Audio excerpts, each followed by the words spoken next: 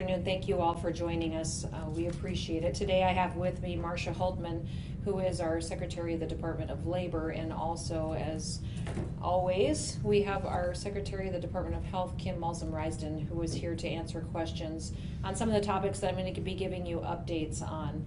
I know that we're going to visit a little bit about unemployment numbers later, and that some of you had a phone call earlier where we talked about case updates and the number of positives in the state and the people that have recovered.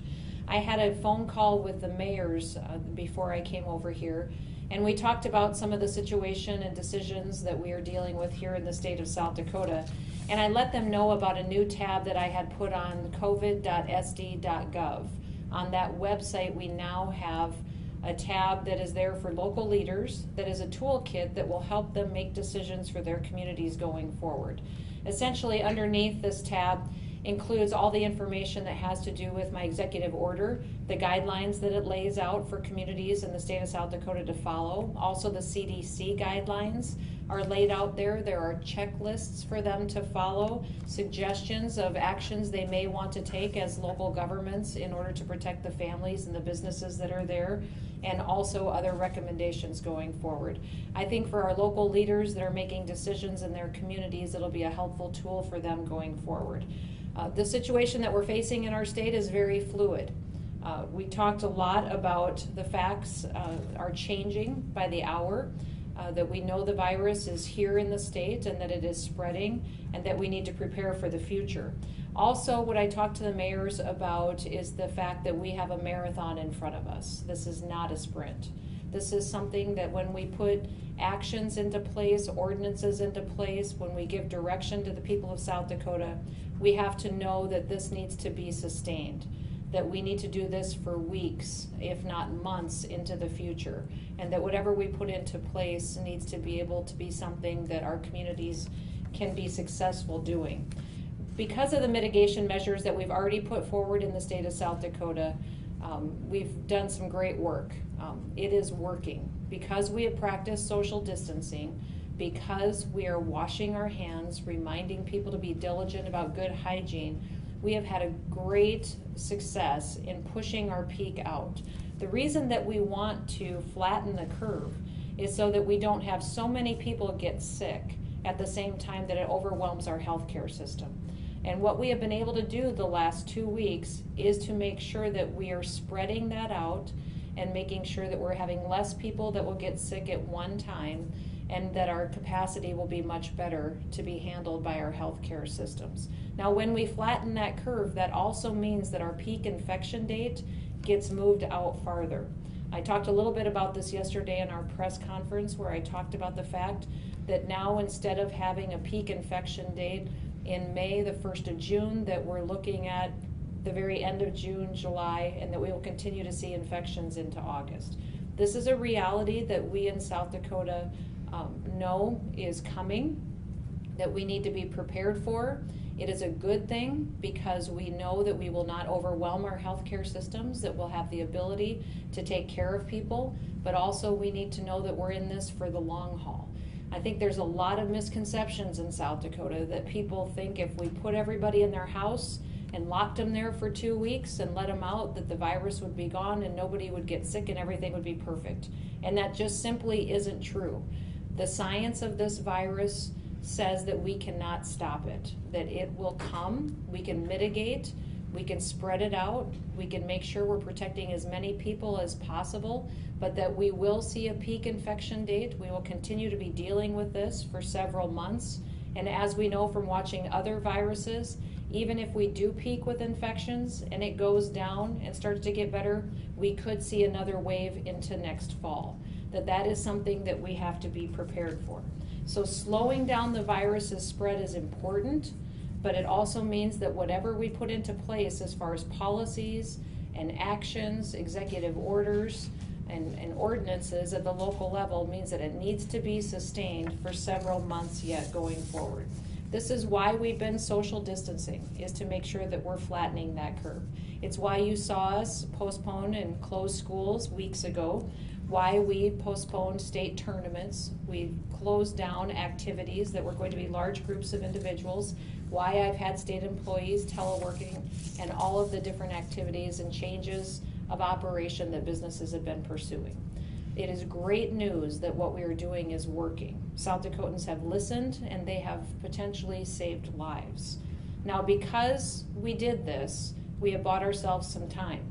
Our hospitals are working on putting into place the capacity to surge, which means they're putting in place hospital beds that will be able to take care of people that will need them in the future.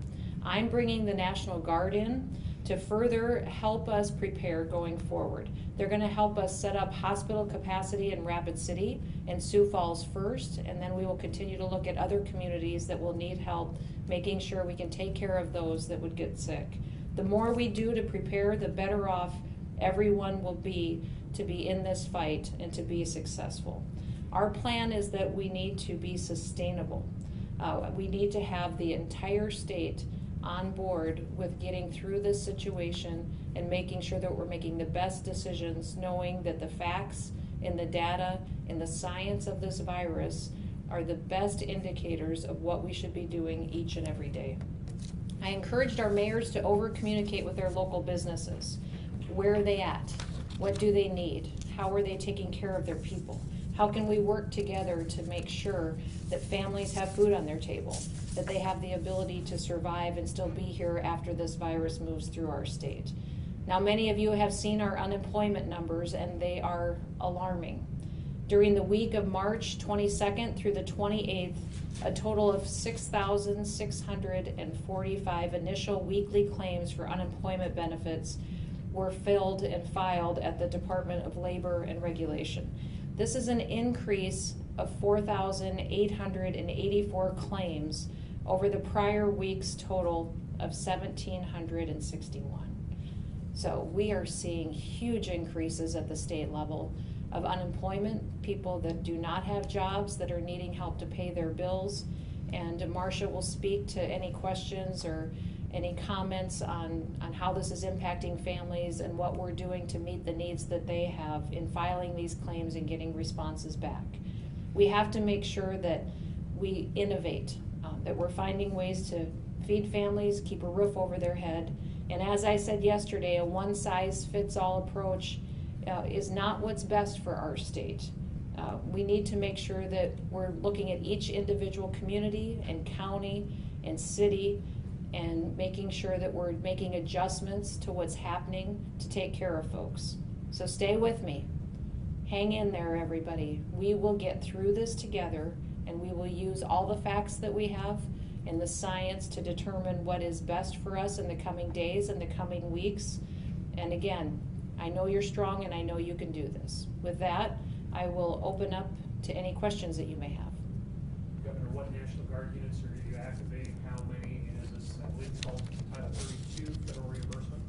It is. That has been very helpful for us to utilize some federal funding to help cover the costs of our National Guard. I think a lot of folks know from the previous disasters and situations that we've utilized their skills in that the National Guard can be expensive to mobilize. And that many times when you're pulling National Guard members out of communities, you're leaving a hole there.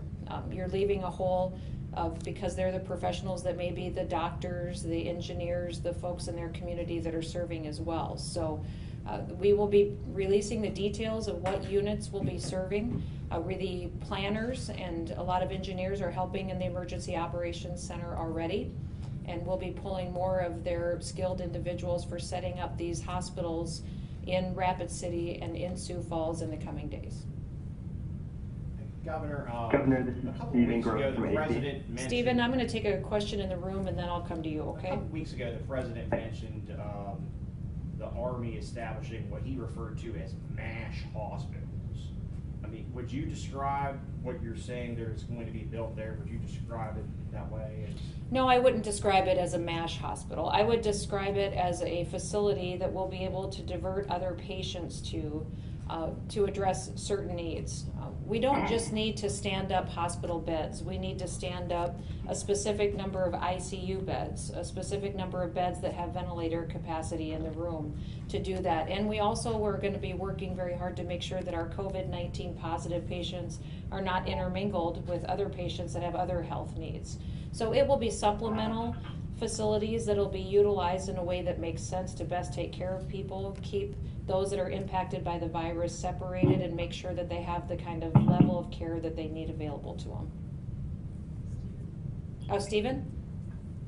Thank you. That answered a lot of my questions. Do you have an estimate or a number as far as how many extra beds or ICU units that you'll be able to utilize with this National Guard preparation? This is Kim. I'll summarize. As the governor indicated, the National Guard is going to be planning and implementing 100-bed units in each of those towns. Governor, this is Mike Tanner at KWAT Watertown. Hi, Mike. Hi. You mentioned that by flattening the curve, we're pushing the peak further and further out, maybe into July or even August. And we've heard mayors, including our local mayor here, tell us that businesses that have been closed due to an emergency ordinance that's been enacted likely will not be allowed to reopen until after that peak has been reached and the numbers start to decline. So what would you say to a business owner who might be looking at the prospect of being closed all summer if we don't reach a peak until July or August? Well, I would tell them to call our Office of Economic Development. The legislature came in on veto day and passed several emergency bills that I asked them to pass. There's a couple I asked them to pass that I drafted that they didn't, but there are several that they did that set up a loan program to small businesses that will be a short-term patch to try to help them hang on to their businesses to get through this situation that we find ourselves in. So I was very happy to see the legislature support that bill that set up this loan fund that we put $10.5 million into. It will make loans of small amounts to hundreds of businesses across the state of South Dakota that hopefully they will be able to tap into starting this week to next week and utilize to help make sure that they can pay their bills and hang on to get through this COVID-19 situation that we find our state in. Beyond that, this has been one of my biggest concerns all along, Mike, and I'll be candid with you. I have been looking at modeling from around the world in our country and then looking at the data of what we have here in South Dakota for population, for vulnerable individuals, for those that are susceptible as far as age or pre-existing health care conditions, and then trying to predict how we could mitigate a lot of what needs to happen in order to protect people's health. And also knowing that when we put things in place in executive order and when we put ordinances in place, that it needs to be sustained. If I were to tell everybody today, go to your house and don't come out for 2 weeks, I think a lot of folks in the state think that the virus would be gone and this would all be over and it'd be fixed. And that's just simply not true. When we do situations like that, in 2 or 3 weeks when we came out, all of a sudden everybody would get infected at one time and we would overwhelm our healthcare system. That is why we are putting in place mitigation measures to slow down the spread. We can't stop this virus. The science tells us all we can do is slow it down. Let it work its way through and make sure that we're taking care of people while we do that. So while we have done that and it's been successful and it's been working, what we do then is continue to increase our positive cases until we hit a date and time to where we have a peak infection rate. And the best that we can predict with what we've done recently in the last week to 10 days is push that to the end of June, July. But know that it would be very hard for somebody to change a course of action while we continue to see an increase in infection rates. If we tell people to go into their homes and they come out and we have big, huge increases, people are going to call for us to go back into their homes. So whatever we do, we need to be able to sustain until we know that we get past that peak infection date. And that's the biggest concern that I've had is, can people maintain this lifestyle for months to come? And that's one of the situations that there's 10, 15 different factors in all these decisions that go in, and one of them is we do not want to put people into a circumstance where they're so isolated that they can't take it, that they don't listen to their local leaders, they don't abide by the guidelines or the ordinances, and they come out and we don't have the ability to protect people and we overwhelm our health systems in a month or two.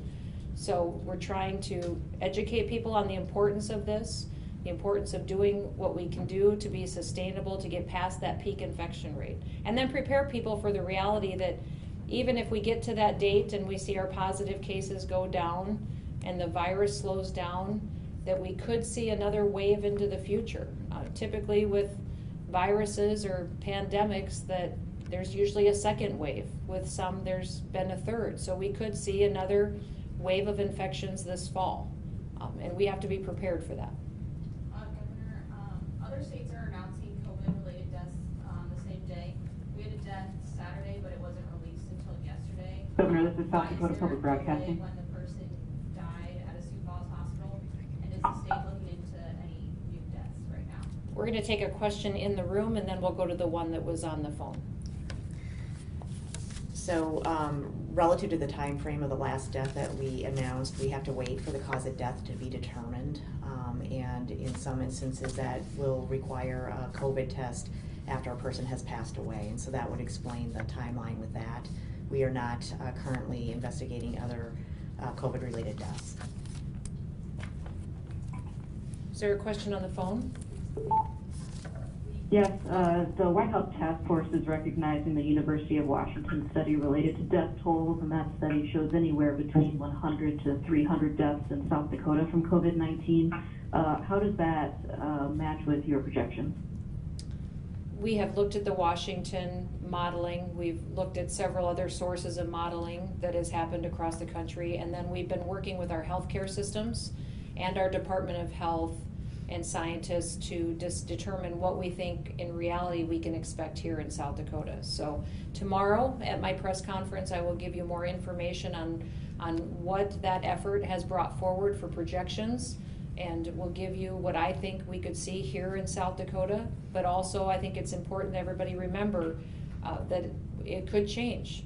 If we have more mitigation, less compliance, if we get a therapeutic that makes a difference for folks, all of those data points could change. But tomorrow we will give you what the result of all that work with our healthcare systems and those national models projects for the state of South Dakota. Governor, in such a relatively small state population-wise, it's no small thing for me to be able to write a headline that says COVID puts thousands of South Dakotans out of work. Mm-hmm. I mean, what do you say to all these folks who have lost their jobs for no fault of their own? I mean, as the governor, what can you say to them? Well, I can say to them that that is why we've been working so hard to let businesses be innovative. That I don't believe businesses should be forced to close. And that's why you saw my executive order address not just personal guidelines and CDC guidelines and what the state should be doing as far as a public health perspective, but also what we should be doing to help facilitate business and our economy in the state. Give our businesses an opportunity to be innovative, to take care of their customers, but also take care of their employees. Make sure they're practicing the social distancing protocols in their workplace. Give them an opportunity to change hours, to spread out workforce, to take care of hygiene issues so that they can keep the economy and the food on the table for the folks that live here and breathe here and always have for decades. That is important because within a few weeks, we have a lot of families that are going to have a difficult time paying their bills, and there's going to be a lot of mental stress on them. There's going to be other pressures on them that they'll be dealing with besides the virus, and I'm concerned about that point in time. Governor, this is Mark with Black Hills Pioneer. Hi, Mark. Until the Sioux Falls and Rapid City hospitals get the bed expansion from the Guard, are our hospitals prepared right now to handle the increased number of cases as those cases rise? This is Kim Malsom-Reisen. I can tell you that every hospital in the state is actively planning to be able to serve more people. And so that varies kind of from the starting point of where they're at. We are in communication with every single hospital to understand what capacity they will have so that we can understand how we can get that surge capacity where we're going to need it. To say that we have everything in place right now for what we will expect in the future is not accurate, but we're working actively towards that, and I'm very confident that the hospitals in our states will be prepared. You know, one of the things that Kim has consistently told me is that our job as a state is to use our knowledge and information that we have and the demographics and diversity of our state to put into the analysis, but also to encourage our hospital systems to over-prepare. That we want them not to just be able to meet our projected capacity, but to be over-prepared to take care of those who might need some health care in the future dealing with this virus. Question for Secretary Holtman, if I could. Yes. This is Seth Tupper at Public Broadcasting. Just your office tweeted the other day that you had a phone outage at the unemployment call center. Just wondering how long that lasted, how much did it affect your operations, and is it fixed? Thank you for that question. Yes, we did have a phone outage on Monday, and that was during working hours on Monday from 8 to 5. However, since individuals are able to also file online, and we're strongly encouraging individuals to do so, we continued to take claims that day and honestly did not see a huge decrease in the number of claims that we were able to process with the phone lines being down.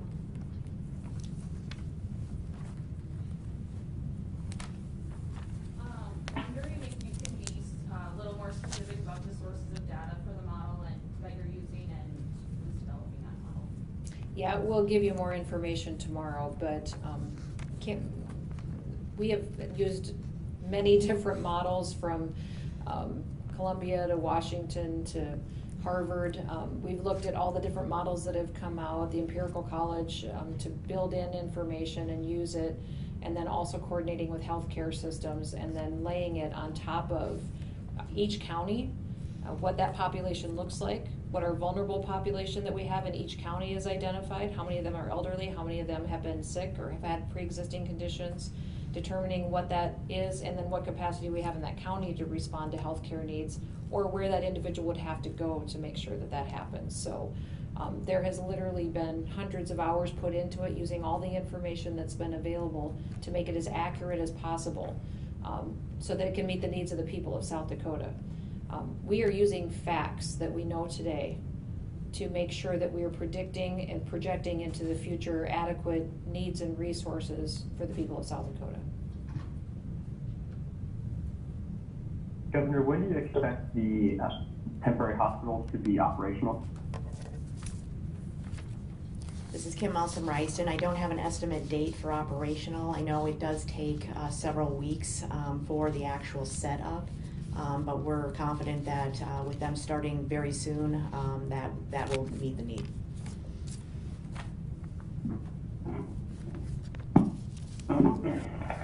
Any further questions? For the Secretary again, moving into summer, those hospitals will need to be environmentally available, air conditioning, patient care, all that sort of stuff. Are those provisions being made? Can you tell me a little bit about the structure that goes into that, why they take a couple of weeks to build? So the first part of the process is for the National Guard to assess available sites. And so they are very well versed in optimal settings that can help support these kinds of operations. And so they will obviously look at environments that can support comfortable care for patients and the providers. So the assessment part of that will take care of making sure that those things are taken care of. They are not MASH units. Any further questions? Considering the high number of unemployment claims, I would like Secretary Holtman to go over the process of filing a claim and how we can backdate if necessary. There is some difficulties. We have a lot of folks. We know we've seen record numbers so far in South Dakota of people signing up for unemployment. We want to make sure you have all the information available. We do believe there'll be many, many more people that will need these types of resources. So, Marcia, if you'd speak to that. Thank you. You all play a very important role in helping us to get this message out to the public. the number one advice I could give to individuals is please file online as opposed to the telephone. Our telephone lines are very clogged, to be honest, with individuals trying to file. There could be a wait time of up to an hour and a half. So you can help relieve that pressure by going to raclaims.sd.gov to file. Once you have filed, it's really important to keep your username and password.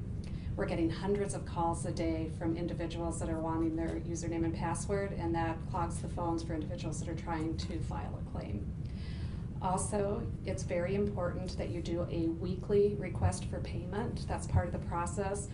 Once you have filed your claim, we mail you a packet, and in that packet it outlines everything that's your responsibility, exactly what you need to do to keep your claim active. And if you read that carefully, follow those directions, you can go online or by the phone. You can certify for your weekly payment. If you don't do that, you're going to miss out on a payment. So really encourage individuals to also take care of that they're doing that step. And at this time, to be patient. We are filing claims as quickly as we possibly can, and we're gearing up and staffing up at every turn to be able to do that, but it takes a little bit of time. So as the governor mentioned, we can backdate claims. If you were laid off last week and you weren't able to get through to the system, we can backdate that. There's also been many questions from the public about the federal legislation that allows for a $600 weekly payment. And that we have not had federal guidance on yet, so we are geared up and we're ready to start that process, but it's not in place yet. We'll let individuals know through the press as soon as that's available. The other thing is there's also, for the first time, some assistance for independent contractors, gig workers, small business owners through the unemployment insurance system, and we are waiting for guidance on that as well. So if you hear from a friend or a family member in another state that that program is up and running, I would doubt that to be true because the federal guidance has not yet been released on exactly how we should do that. Any questions for Marcia?